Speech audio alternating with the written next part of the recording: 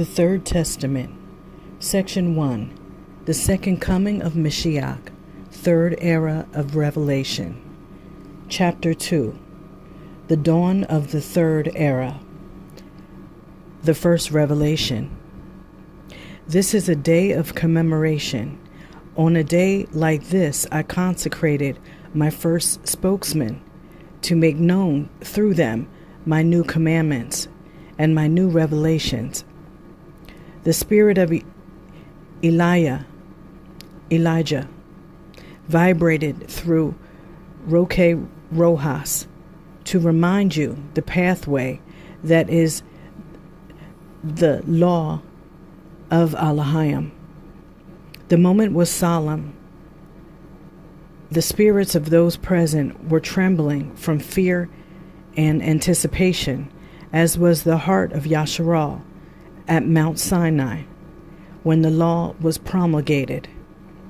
And as the disciples were trembling on Mount Tabor as they beheld the transfiguration of Yahushua, while Moshe and Elijah appeared in spirit to the right and left of the Master. That first day of September 1866 was the birth of a new era, the dawn of a new day, the third era, which was opened before humanity. From that moment, and without stopping, many prophecies and many promises made by Elohim to men thousands of years ago have been coming true. It has come to pass in you, men and women who inhabit this world in this era. Who among you was on this earth when those prophecies were spoken and when those promises were made? Only I know that. But the important thing is that you know that I promised it to you and that I am fulfilling it. Do you remember that cloud in which my disciples saw me ascend the last time that I manifested myself to them? In truth, it was written that I would come again in a cloud, and this I have fulfilled. On the 1st of September 1866, my spirit came in a symbolic cloud to prepare you to receive the new lesson. Later in 1884, I began to give you my teachings. I did not arrive as a man, but rather spiritually contained in a ray of light to dwell within human understanding. This is the means chosen by my will to speak to you in this era, and I will take into account the belief that you deposit in this world. Because in this era, it will not be Moshe who guides you through the desert in search of the promised land, nor Mashiach made man who makes you hear his word of life as the pathway to salvation and freedom. It is now the human voice of these beings which comes to your ears, and it is necessary to spiritualize yourself to find the divine essence where I am present. It is therefore that I tell you that there is merit in believing in this word, because it is given through imperfect beings. In 1866, the first congregation of spiritualists, disciples of this doctrine, was born. Under the light of my spirit and oriented by Elijah, those first children began to receive the inklings of a message which now, at its ending, you are receiving in abundance. Messages and signs all around the world. Elijah, who would come first to prepare the pathway of the Master, manifested himself for the first time through a human speaker in 1866. Do you wish to dedicate a few moments to investigate the signs and events that took place in all its sequence and coincided with the period of that manifestation? Again, it will be the men of science who will study the stars, those who in ancient times were called the wise men, those who will testify that the heavens have given signs that are divine voices. Do not think that this location on earth, where I am presently manifesting myself, is the only place where I am presenting myself to my children. For verily I say to you that my manifestation is universal in various forms. Elijah, who manifested himself to you prior to my manifestation through human spokesman, did not come only to this nation where you live. He went from one place to another throughout the earth, announcing the arrival of a new era, and also informing humanity that the kingdom of heaven would soon descend upon mankind. Voices appeared from everywhere, announcing my arrival to you. Nature in turmoil shook the earth. Science was amazed before new revelations. The spiritual valley descended upon men, and in spite of that, humanity remained deaf before those voices that announced a new era.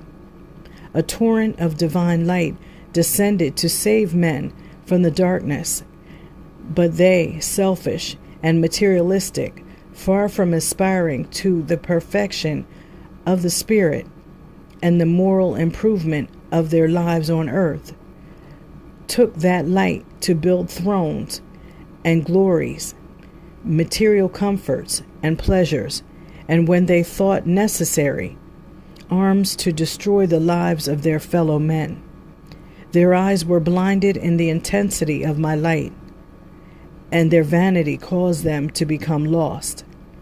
Yet I tell you, by that same light they shall find the truth, find the way, and be saved.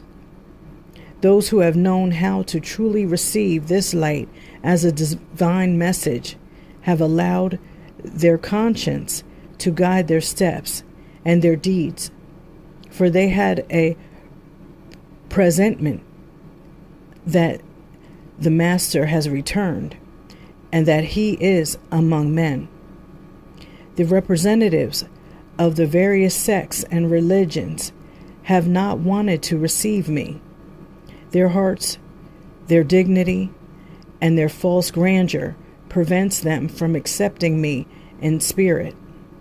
For that reason, groups have been formed during this era on the earth, which consists of brotherhood and congregations who feel the presence of the new era, those who seek solitude to pray and to receive inspirations of the Master. There are religions that are getting prepared for my new coming, not knowing that I am already saying farewell. I called everyone, and in truth my call and the rumor that I am communicating with mankind arrived to every corner of the earth, accompanied by testimonies and evidence that speak of me, redeemed sinners, converted unbelievers, resurrections of the dead, the terminally ill who are healed, and the possessed who are freed from their bondage. But I found many of them deaf, others vain in their earthly glory, and yet others fearful of knowing of my manifestations as the Spirit of truth. I received and taught the ones who came to me, trusting in my love. People of other lands shall come to this people, multitudes anxious to ask you of the spiritual happenings that you have witnessed in this era, as well as of the revelations and prophecies that I have given you. For in many parts of the world my messages have been received that say that in a place in the West my divine ray has descended to speak in this era to humanity. You shall see how, when the time comes, other people and nations shall come looking for you. And then men from the great religions shall be surprised that it is not them whom I came looking for. How little my new manifestation interests the world. How few are the ones who keep vigil and are waiting for me, and how many are the ones who sleep. Many are waiting for my return, yet not all perceive my true spiritual presence during this era. Some, because of their old belief, think I will return as a man. Others believe that I will return in a manner visible to the material eye. Only a few are aware of the true nature of my return, which is spiritual. Some ask and wonder what form I will take, what day and time I will arrive, or where I will appear. Others, without thinking of material forms, times, or places, say to themselves, the Master is already among us, and his spiritual enlightenment surrounds us. When this message comes to all the hearts of men, to some it will be a joyful present, for it will confirm all their presentiments and their belief. In contrast, others will deny the truth of my message upon not finding it in agreement with what they thought it would be, and not manifested in the form they expected. UTEriKiYah as a forerunner of the Master. I sent UTEriKiYah to return in the third era, as the Master in that second era had announced, saying, I say unto you, UTEriKiYah has come already, and they knew him not. I shall return to the world, but truly I tell you, before me shall be UTEriKiYah. And as all the words of the Master come to pass in the third era, UTEriKiYah has come before me to awaken the spirits, to make them foresee that the hour of the Ruach HaKodesh, Holy Spirit, shall open their doors, to say to every spirit to open his eyes, to prepare his garments, to pass the threshold from the second era to the third era, and so that the manifestation of UTEriKiYah would be more tangible in this third era, I made him speak through a just man, Roke Rojas. UTEriKiYah, from the hereafter, spiritually enlightened this man, inspired him, strengthened him, and guided all his steps, from beginning to end. Truly I tell you, I did not come to choose Roque Rojas from among men. I sent his spirit, already prepared by my charity.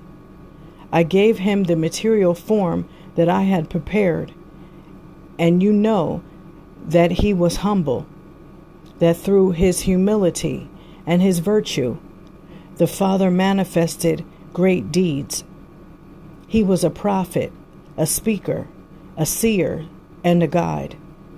From all of these, he left a clear example to the people. He was mocked and ridiculed by his own people, as was Moshe in the desert. He was persecuted, as was Elijah, the prophet, and he had to seek out the mountain peaks to pray for and watch over his people. He was scoffed at and judged by priests and scribes like his master, and was believed and surrounded by very few, again like his master. His hands dispensed balsam, performed miracles which raised belief in some and confusion in others. His lips spoke of prophetic lessons that were fulfilled to the letter, and his lips knew to counsel and give comfort to those sick at heart. His mind knew to conceive great inspirations and to raise itself with the ecstasy of the just, of the apostles, of the prophets, His spirit knew how to free himself from this world and his flesh, to penetrate the spiritual valley and humbly arrive at the gates of the mysteries of the Master. And by this elevation, the spirit of Elijah manifested himself to the first witnesses before the coming of the ray of the Master. Rojas assembled a group of men and women of belief and goodwill, and there in the midst of his first gatherings, Elijah manifested himself through the faculty of the envoy, saying, I am Elijah the prophet, the same of the transfiguration on Mount Tabor. He gave instructions to the first disciples at the same time that he proclaimed to them the era of spirituality, and he foretold that the ray of light of the divine Master would communicate with his people soon. On a day when the humble dwelling of Rojas was full of faithful followers who believed the word of that man, Elijah descended to illuminate the mind of his speaker, and inspired by me, he anointed 7 of those believers to whom he gave the representation or symbolism of the 7 seals.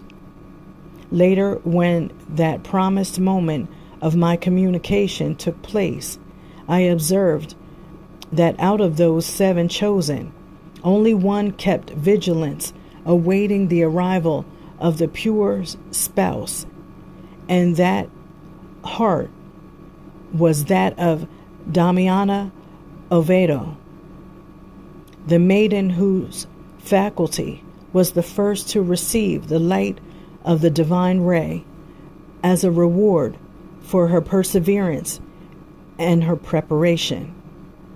Damiana Oviedo represented the 6th seal. It was one more proof that the light of the 6th seal illuminates this era. Very few indeed were able to truly feel the presence of the divine envoy. Once again, he was the voice who cried out in the wilderness, and again he prepared the heart of men for the imminent coming of the Master. Thus, the 6th seal was opened, allowing its contents to be contemplated and poured like a torrent of justice and light upon mankind. Thus many promises and prophecies remained fulfilled. Elijah, like Yahushua and Moshe, came to illuminate the eyes of your spirit so that you would behold the Father. Moshe taught you to love your fellow men as thyself. Yahushua said to you, love one another. Elijah ordered you to have charity and more charity toward your brethren. Then he added, and you will behold my Father in all his splendor. When the darkness that has covered humanity disappears and light is manifested in the spirits, you will feel the presence of a new era. For Elijah has returned among men. But since they have not known how to see him, it has been necessary that he manifest his spirit through a human spokesman, and that he appears before those who are able to perceive him spiritually, as in the same vision in which Elisha saw Elijah riding a carriage of fire over the clouds. Elijah has come as a forerunner in this time to prepare mankind for my arrival. He has come as a prophet to announce the new era to you with its battles, its trials, and also with the wisdom of his revelations.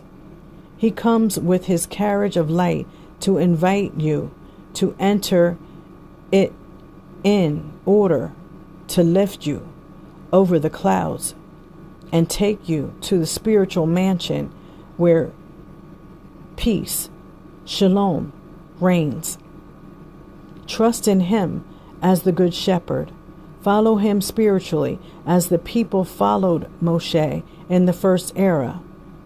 Pray that he will help you to fulfill your mission, and if you want to imitate him, do so. Elijah, a spirit of great power who has not been recognized by humanity, has always been my forerunner. Today he has come once again to prepare the chosen, those who have served me as spokesman, and to all humanity. If you prepare yourselves and study my teaching in order to come to know my will, Elijah will come as your support and friend. Elijah is a divine ray who illuminates and guides all beings and leads them to me. Love him and honor him as a forerunner and as your mediator. Elijah the prophet, the forerunner, the envoy of the third era, intercedes for his flock, prays for those who do not know how to pray, and conceals with his mantle the blemish of the sinner, waiting for his regeneration. Elijah prepares his multitudes, his legions, to combat the darkness created by the ignorance, sin, fanaticism, and materialism of mankind. Now it corresponds to all of you who are prepared and awake to announce the liberation of the world. Remember that Elijah, the promised one for this time, is preparing everything to rescue the nations of the earth, enslaved by materialism from the rule of Pharaoh, as in that time when Moshe did in Mitzrayim, Egypt, with the tribes of Yasharal.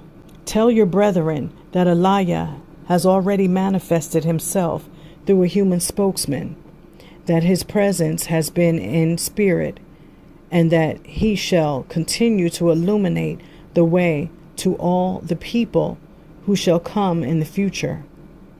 Your shepherd has as his mission to restore all the creatures to their true path, whether it be spiritual, moral, or material order, for which I tell you how fortunate shall be the nations that receive the call of the Master through Elijah. Thus they shall be united by the law of justice and love, which shall bring them shalom as the fruit of their understanding and brotherhood. Thus united, they shall be taken to the field of battle, where they shall struggle against evil, materialism, and falsehood. In that struggle, the men of this time will see new miracles, and they shall understand the spiritual sense of life, that which speaks to them of immortality and peace.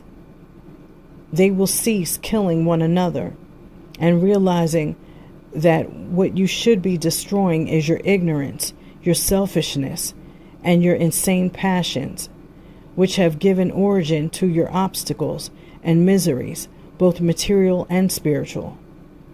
Elijah is the ray of Elohim, whose light comes to dissipate the darkness and liberate you from the slavery of this time, which is sin, and who will guide your spirit through the desert until you arrive at the promised land in the bosom of Elohim. My peace be with you.